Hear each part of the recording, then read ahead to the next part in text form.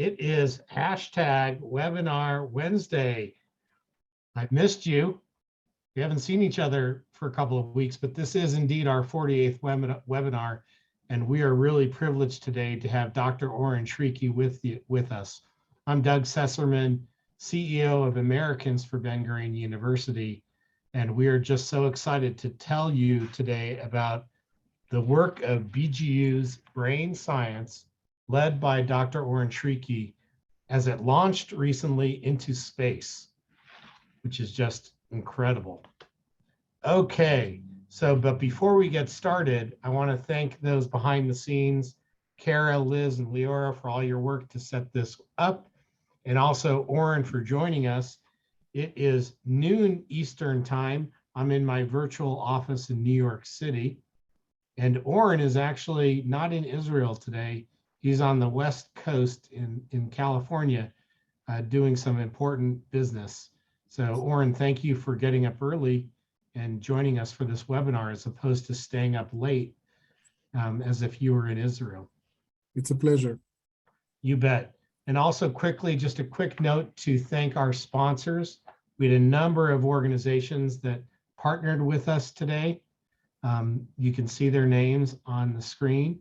And for all of you who have pro-Israel, Jewish and non-Jewish organizations that would love to get involved with us and feature our content as part of their pro-Israel programming, just reach out to any of our staff and we'd be happy to work with you on future webinars and different programs. Also, just typically don't do this, but a quick shout out to Terry Cohen, who is our A4BGU board member and also recent new member of the Board of Governors and a very supportive person of Oren's work and her family. We'll learn more later about the newly named Gordon S. Cohen Neurotech Hub at Ben-Gurion University of the Negev. Okay, so for those of you who are joining us for the first time, we're going to have a little talk with Oren. He has a few colorful slides to show us about the space mission and the EEG in space. And then we're just going to have a discussion. If you have questions, just click on the Q&A function. I'll do my best to get those questions to Oren. That's how this is going to work. Sound good? Okay, great. So quickly, just a little introduction of Oren. And I mentioned what he's going to talk about today is this latest experiment with Israeli astronaut Eytan Stibbe, who was recently tested with an EEG connected to his head during this recent mission to the International Space Station. And we're going to learn a little bit how the findings from this research project will advance astronaut neuro wellness monitoring during long-term space missions, not just for Israeli astronauts, but for all astronauts. Okay, Dr. Oren Shriki serves as the head of the Department of Cognitive and Brain Sciences at Ben-Gurion University of the Negev. His research uses mathematical analyses of brain activity and a wide range of machine learning algorithms to develop novel diagnostic tools for neurological and psychiatric disorders. The lab also develops computational models for neural networks to gain insights into how changes in neurodynamics lead to brain disorders, as well as focusing on brain-computer interfaces and neurofeedback. You actually do need to be a brain scientist to understand your work. So I'm glad you're one of them and not me. In 2018, Dr. Shriki established the Neurotech student community at BGU, which we are very proud of, which later grew into a nationwide student community across Israel called Brainstorm that features a wide range of activities. He also recently established and now was named the Gordon S. Cohen Neurotech Hub. It's a physical space that you can visit at Ben-Gurion University of the Negev. I was privileged to be there just a couple of weeks ago. And it has state-of-the-art equipment where students can work on neurotechnology projects. And these are multidisciplinary students from all across the university, not just those studying brain science. Among the activities of the hub, there's a course where students learn to develop brain-computer interfaces tailored to the needs of individual patients with ALS. During the past year, Dr. Shriki also founded Neurohelp. You're a bit of an overachiever. I mean, have you always been that way? But anyway, he founded a new startup company called Neurohelp that develops a wearable system for epileptic seizures so that patients who have epilepsy, can predict a seizure before a seizure actually happens. Dr. Shriki completed his undergraduate studies in physics and his doctoral studies in computational neuroscience at Hebrew University in Jerusalem. And after completing his postdoctoral degree at the National Institute of Mental Health in Bethesda, Maryland, he then established the computational psychiatry lab at Ben-Gurion University. That was a lot and a long setup, but you're quite an accomplished guy. And by the way, a great guy and a musician to boot. So welcome, Oren. Thank you very much, Doug. So why don't we start? I know you've got a bit of a slideshow that can just kind of get the audience up to speed on this latest project of yours. Yeah. So I'll start with the slides. Just let me share the screen.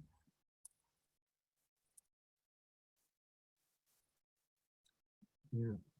So the motivation for this project came from, really from Eytan Stibbe. Eytan, when he decided to go to the International Space Station, he announced that he was willing to take with him some experiments to space, and the Ramon Foundation led the call.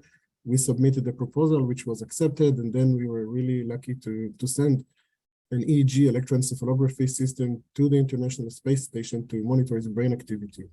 So here we see the astronauts, Eytan on the right. This is Michael, the commander, and Larry. All three of them participated in our experiment, and there's another astronaut, Mark. So this is in the cockpit of the Dragon capsule. Here, this is me together with Ophir, the student who leads the work on this project at the launch site in Cape Canaveral in Florida, and you can see the rocket in the background here. And this is the launch. It was really, really exciting. These are beautiful photos taken by SpaceX, the company that designed and built the rocket and the spaceship. And I also way cool. It's very cool. Yeah, here it is like after the launch. And I'll show you a short video, which is non-professional, even highly non-professional, that I took during the launch, but it kind of conveys the excitement. I hope you can hear. Yeah.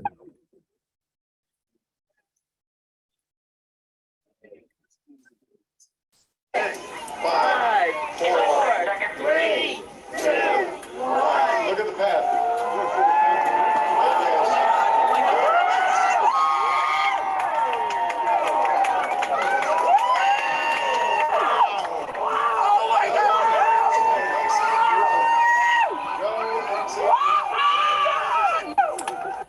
So yeah, this was after. I think I recognize some of those voices. Yeah. So that was incredibly exciting. Thank you for very exciting, and it, and they postponed the launch time after time. So this was very challenging for us. We had to change the flights every time so that we were actually able to attend this.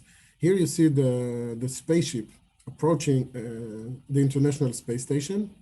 And here you see Eytan at the space station already.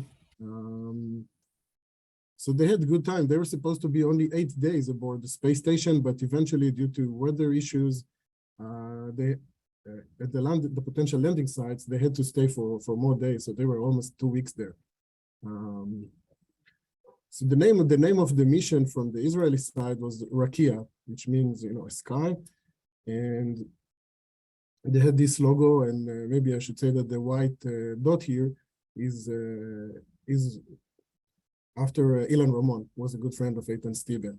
So he was killed in Columbia disaster. These are the views that they have seen for during their time aboard the ISS. And here's a photo of all the people there, 11 people during the time of their stay.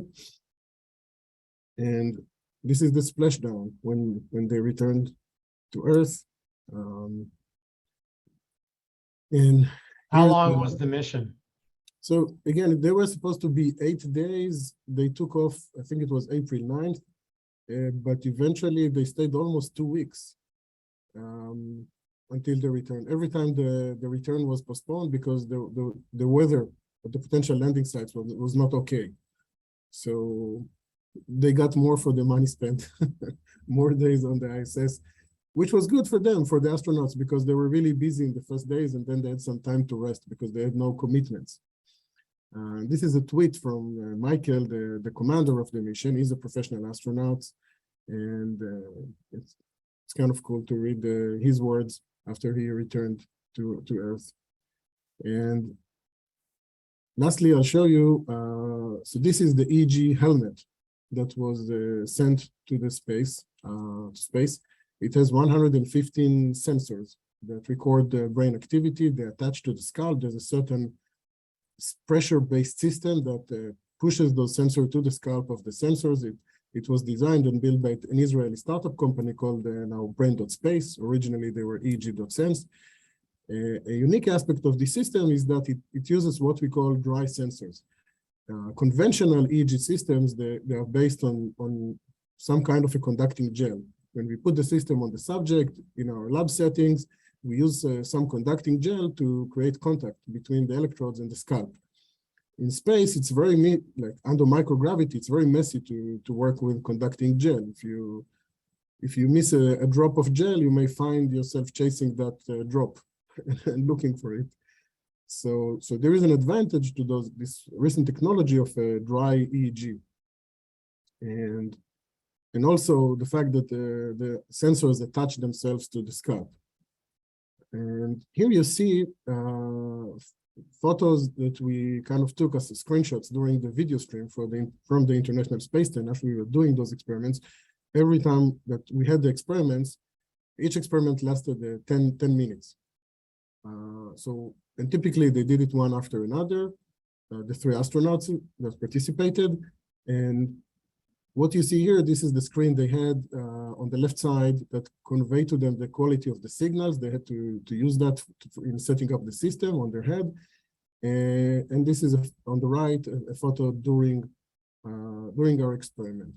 The experiment was designed to be relatively short and simple. We recorded 3 minutes of activity when they do nothing, just we call it resting state activity, 1.5 minutes when the eyes are open, and 1.5 minutes when the eyes are closed, and then 7 minutes, a certain experiment that elicits some kind of a potential in the brain, which is, it's a very robust response of brain activity, and we wanted to see that in space. So this was Oren, this is fascinating. And I know that you're still analyzing the data and that some of the results it's classified information. But what was the motivation? Like what were you trying to learn in the first place? Yeah, so this was essentially a feasibility test to show that we can record EEG in space, and that not only that we can monitor brain activity in a longitudinal manner, namely day after day or along a few days during the mission. The goal was to show that we can record brain activity in long-term space travel. So a mission to Mars, for example, it would take about 3 to 4 months to get there. And then you want to stay on Mars for a certain period, and then you want to get back. And when you want to get back, it wouldn't be optimal in terms of the alignment of Earth and Mars. So the whole trip may take like 2 years. That's a lot. Currently, astronauts do not stay more than 11 or 12 months at the space station. And we don't know what kind of changes take place in the brain. We know that there are changes. We know from measurements of MRI, magnetic resonance imaging, that if you record it before and after a stay of about 6 months in space, there are differences, but no one really followed those changes longitudinally. And this is what we are aiming to do. And we believe that there will be, continuation. What are some of those differences that have been observed that you're able to share with us? So first, before us, there were very few measurements of EEG in space, and it's very hard to find anything in the literature. What we see, our preliminary results show some differences between Earth and space. The thing is that the quality of the data is not the best, and one of the reasons is that the astronauts are not the professional EEG experts. So when they set up the system, they set it on their own, which is really cool. I mean, the fact that they can set an EEG system on their own at the space is very impressive in itself. But it seems that the quality of the signals is kind of challenging. So, but we see some results, but it's hard to say something solid. Maybe I'd say that the most clear-cut conclusion from the experiment is that next time they should send also the principal investigator to the space station to help in setting up the system and assuring the quality of signals. Maybe. I think you should talk to Jeff Bezos about that. Yeah, I just need to save a small amount every month until I get to $55 million. Yeah, or Elon Musk, one of those guys, they'll take you up. What about, obviously the lack of oxygen is going to have a negative impact on brain function, but what do we know at all about the gravity? Yeah, so for example, when you reach the International Space Station and microgravity conditions, initially the heart pumps more blood to the brain because the heart is used to gravity. So you get more blood flowing into the brain. And also the fluids in the brain, they are distributed in a different manner. So all those things affect brain activity. In addition, all the spatial orientation becomes different when you're at space. It's very different. You can be, upside down. It doesn't mean anything to be upside down or upright. And so there are changes in the brain, and we believe that there will be manifest in brain activity that we can record. But there could be other factors. For example, you don't have day and night, really. So you try to have something that looks like day and night, but astronauts may be sleep deprived. It may trigger neurological changes in brain activity, might even result in epileptic seizures. And so what we really want is to be able to warn in advance, to have some kind of a system that can monitor the neural wellness of astronauts and say if something looks kind of different, looks suspicious. That's the goal. And now, so the bottom line is that we were able to record EEG in space. We were able to see some preliminary differences between brain activity on Earth and in space. It's hard to be very conclusive about that, but it's a great start. We definitely, I can say that we've put our foot in the doorstep. Just this week, I had a meeting with a senior guy from NASA Ames. We met physically here at in Santa Clara. And he invited me to give a talk about this project next time I'll be in the area, which is in October. So I hope there will be a continuation. I hope that we will be able to show that it's an interesting study, and we should continue and send more EEG systems to space. Fantastic. Just also a quick note to the audience, if you do have a question for Dr. Shriki, just click on the Q&A function. I'll be sure to get the question to Oren. This webinar was called for 30 minutes, and we're actually already starting to chew up a lot of that time. I know, Oren, you wanted to tell us a little bit about your lab at the university and also the new Gordon S. Cohen Neurotech Hub. So I believe you have some more pictures you wanted to show us. Yeah, just a few, and would really be happy to answer questions. Okay.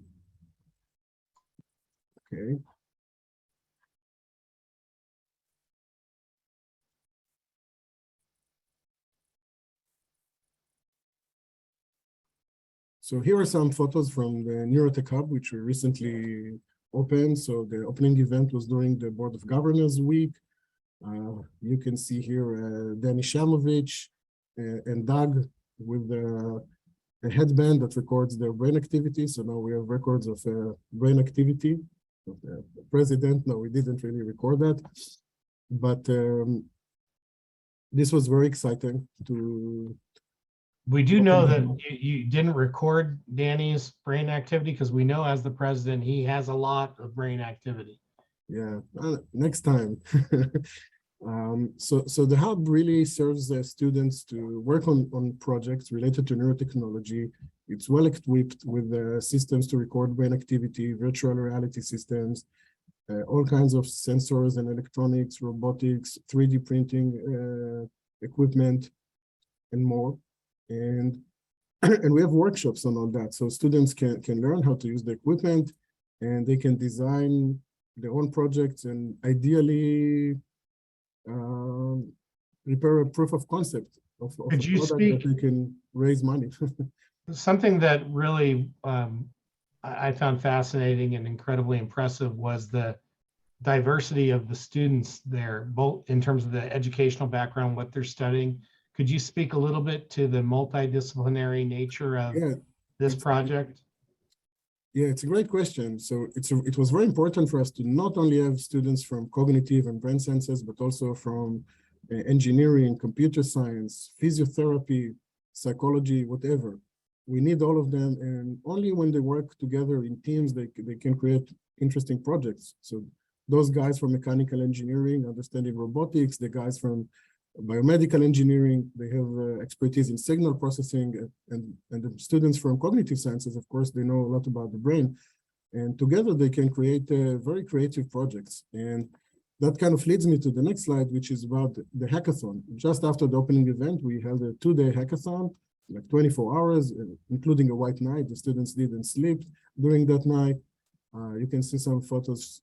It's really hard to convey the excitement and the atmosphere. It's really amazing to see the energies of the students. We got some sponsorship from Intel to the prizes, and the hackathon was about neurogaming. So they created the games that were brain controlled for all kinds of tasks. And then again, those teams were really interdisciplinary. And last slide, I'll show some photos from the course, the Brain-Computer Interfaces course, where we developed brain-computer interfaces for patients with ALS. We started the course last year, and we decided to not only do that within BGU, but also share it with other universities, although we kind of initiated and we lead the course. So this year we had groups also from Tel Aviv University, Jerusalem, and from the Technion. And it's a year-long course, and students learn about brain-computer interfaces. They build their own brain-computer interfaces using some affordable EEG systems. But the important thing is that through the ALS Association in Israel, we connect them to patients. We call those patients mentors, and the students work with them. They understand their needs. They build the brain-computer interfaces tailored to their needs to help them communicate. And it's a very unique project. And this year, they also, the ALS Association did a short, like 5-minute video on the project, which was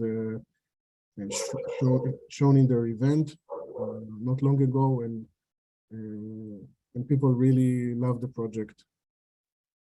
Yeah, that's it. Let's have time for some questions.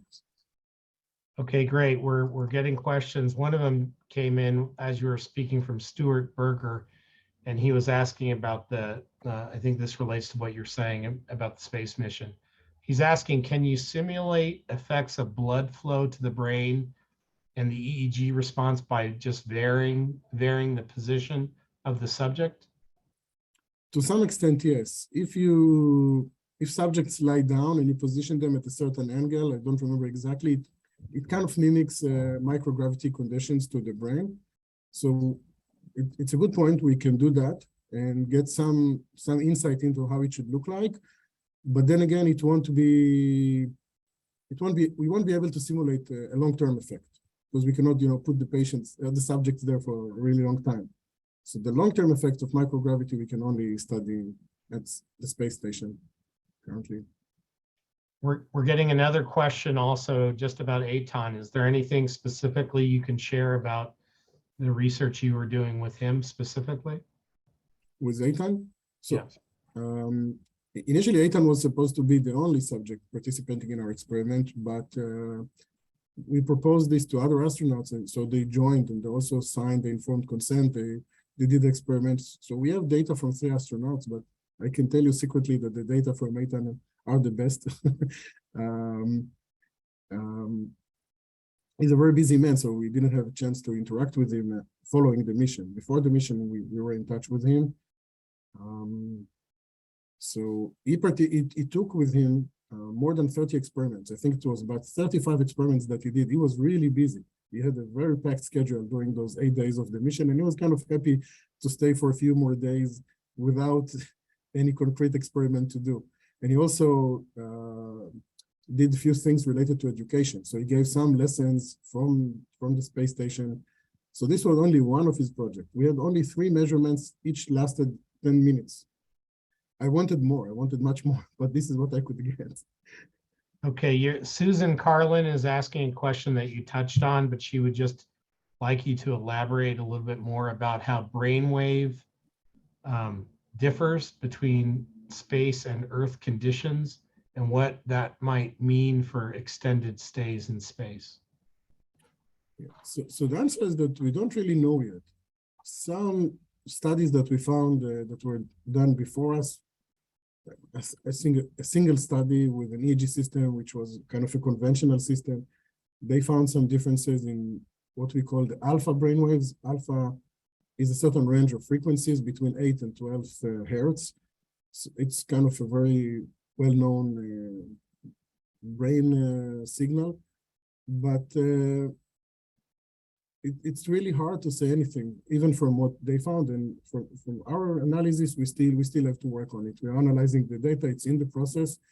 It's a complicated project. So I cannot say anything solid at this time point, unfortunately. Okay. 2 other great questions just popped up, and audience, please keep the questions coming. Susan Glantz is asking if you could elaborate a little bit about the ALS project. Is the goal to help patients function better or to just better understand the disease? A great question. So what happens in ALS is that the patients gradually lose muscle control. And typically at some point they cannot control their muscles, they cannot move their body, but they still can control their eye movements. And then they communicate with eye movements. So they have a certain, it could be like a tablet computer that shows a keyboard, a virtual keyboard, and then an eye tracking device tracks where they're gaze, and then they can spell out. Sorry, please don't enter now. I mean, enter now. But what happens to some of the patients? They at some point lose the ability to control their eyes, and then they can reach a situation which is called locked in, completely locked in condition, which means that their brain can be clear. They can think clearly. They know what's going on. They can feel, they can feel itching sensations and other things, but they cannot communicate. They may suffer from pain in different locations on the body, but they cannot tell that. So we want to provide them with some kind of insurance. If they train with using the brain-computer interface, they will be able to use it when they need it. So the idea is that they will be able to imagine, for example, movement of motor limbs. You just imagine it, but you move your right hand or left hand, and this would serve to say yes or no to questions. So that's the goal, to help them communicate, in particular, even at the level of yes and no. That could be really helpful for them. Okay, one last question from Robert Katz. He's asking if you have any plans to put a video camera on the EEG helmet so you could try to correlate EEG waveforms to activities and visual stimuli? Yeah, definitely. These are things that are being done. People do that.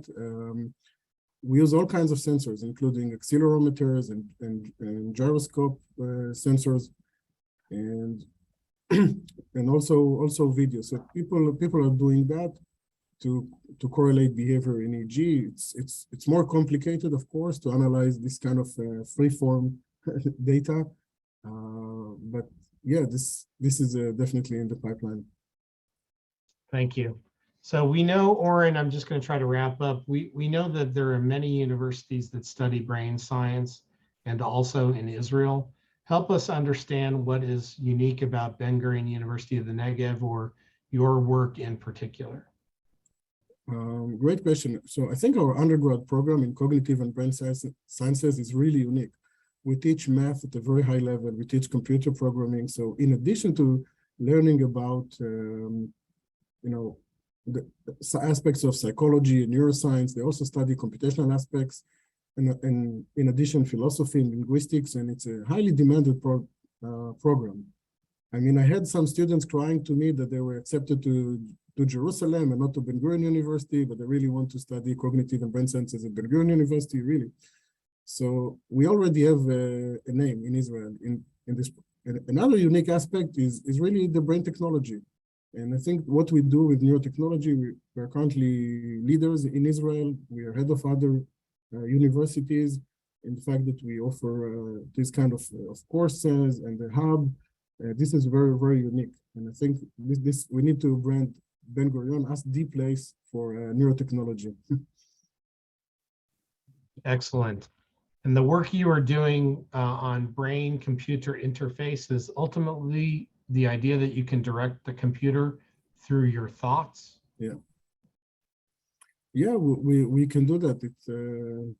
This is something that is happening.